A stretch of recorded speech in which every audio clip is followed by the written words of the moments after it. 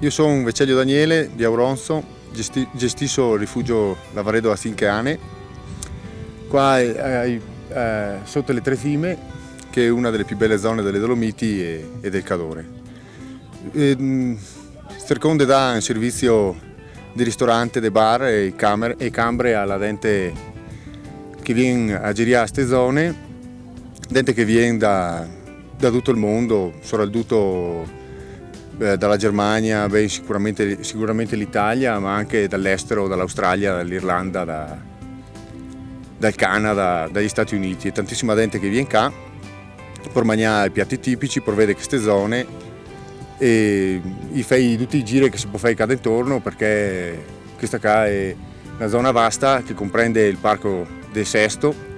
Auronzo, e se vado verso San Candido, Dobbiaco e Moso. Come gestione del rifugio noi facciamo,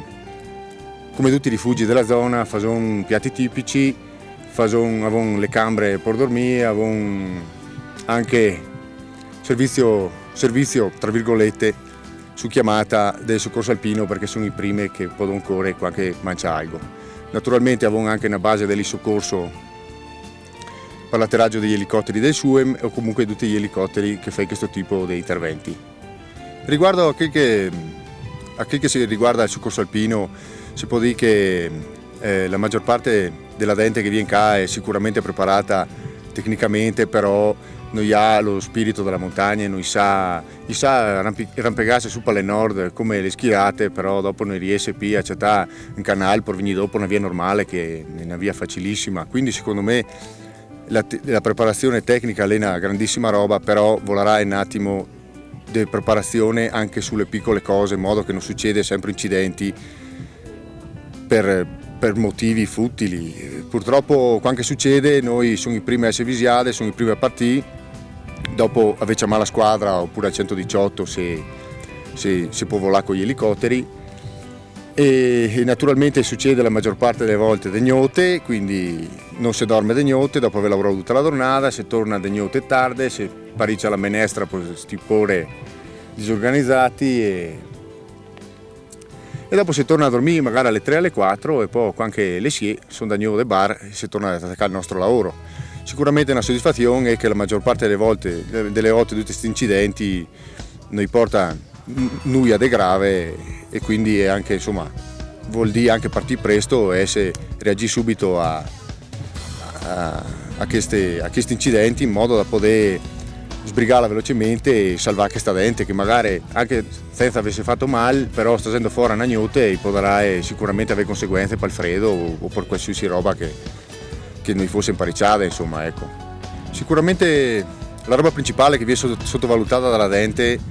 è la zona. Noi si rende conto della quota, delle temperature, che dopo aver un temporale e se andate con 5 gradi sopra zero ti sono a rischio di ipotermia.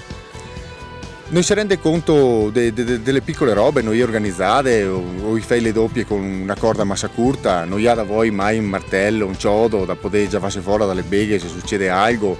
Non ha una relazione della discesa di una via, perché normalmente non sempre quando te va su da una parte ti vendo dalla stessa parte, quindi anche così sul versante nord la discesa viene fatta normalmente sul versante sud e quindi questa dente sa benissimo la salita, è tecnicamente forti, solamente che non ha idea della discesa, quindi se ciappa scuro, senza le pile, senza martelli, senza inciuodo, magari con tinte nebbia, noi conosce la discesa e quindi è costrette o a dormire parete o a chiamare il soccorso alpino. La maggior parte degli incidenti tra virgolette, delle chiamate viene per questa impreparazione, per questa organizzazione. Naturalmente non è tutte così, perché sicuramente la maggior parte della gente è impariciata, sa che fai, sa che va, sa che rua e sa anche la via del ritorno. Naturalmente su una miriade di persone che secondo me, io non so mai riuscito a calcolare quanta gente può passare queste crode o queste stradelle, questi sentieri di una giornata, la maggior parte della gente sa il fatto so e non ha nessun problema di nessun genere, insomma, ecco. Partendo dal rifugio Lavaredo, come gire che si fa la maggior parte delle volte, diciamo, il giro delle Tre Cime, che forse è il più scontato, però è bellissimo, andando verso il Parco del Sesto. Le ferrate del Paterno, la ferrata che va via verso il Pian di Cengia, che attraversa la Croda del Passaporto, il tunnel della galleria che va verso il Locatelli, che tutte percorsi di guerra, tutte ferrate che sono state fatte ripristinate nuovamente, però erano tutte percorsi di guerra che naturalmente una volta non era ferrate. Alla Torre de Toblin, che è una bellissima ferrata che è stata ripristinata, perché anche una volta aveva le sale de Ferchera là, e dopo è stata ripristinata mi pare nei primi anni 80. Si può fare il giro della Croda del Passaporto, il giro della Croda di Tone, andando verso il rifugio Pian di Cengia, sui sentieri, si può fare il giro della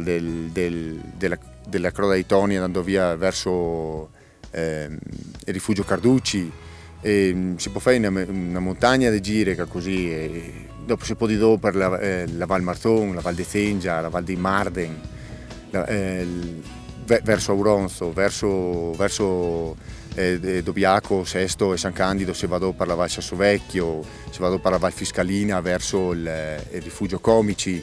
e dopo dal Comici si può andare su a Val Giaralba, si può fare la strada degli Alpini, che era un altro percorso di guerra, la Cengia Gabriella, la Rogel che porta Don Comelego verso il Berti.